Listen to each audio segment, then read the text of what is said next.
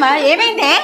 మా అత్తగారి కొంపలో నేను ఉండలేనమ్మా. ఆవిడకి నేను చాకరీ చేయలేను. ఇంట్లోంచి మీ నాన్న నేనే వెళ్ళిపోతాం. అదేంటమ్మా మీరెక్కడికి వెళ్తారు? కొండి పెట్టేంత ఓపిక నా దగ్గర లేదమ్మా. నువ్వెందుకమ్మా చేయటం? నేనే నీకు వేడి వేడిగా వండి పెడతాను. అదేదో మీ అత్తగారికి చేయొచ్చు కదనే. అమ్మా అత్తగారు అమ్మ ఒకటవుతుందా? కాదు కాబట్టి మీ అత్తగారిని బాధ్యతగా చూసుకోమని చెప్తున్నానమ్మా. ఎందుకు? మీ భర్తని కని పెంచి పెద్ద చేసి ప్రయోజకులు చేసిందని తెలిసిన తర్వాత నిన్నిచ్చి పెళ్లి చేశానే, అందుకు. నన్ను అర్థం చేసుకోవట్లేదమ్మా.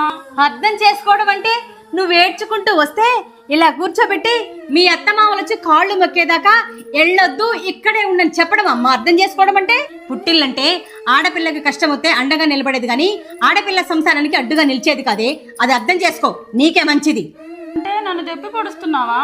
లేదమ్మా, నీ సంసారాన్ని చిందరవందర చేసుకోవద్దని చెప్తున్నాను. ఈ తల్లి మాటలు ఎంతమందికి నిజమనిపించాయి? ఈ కథ కేవలం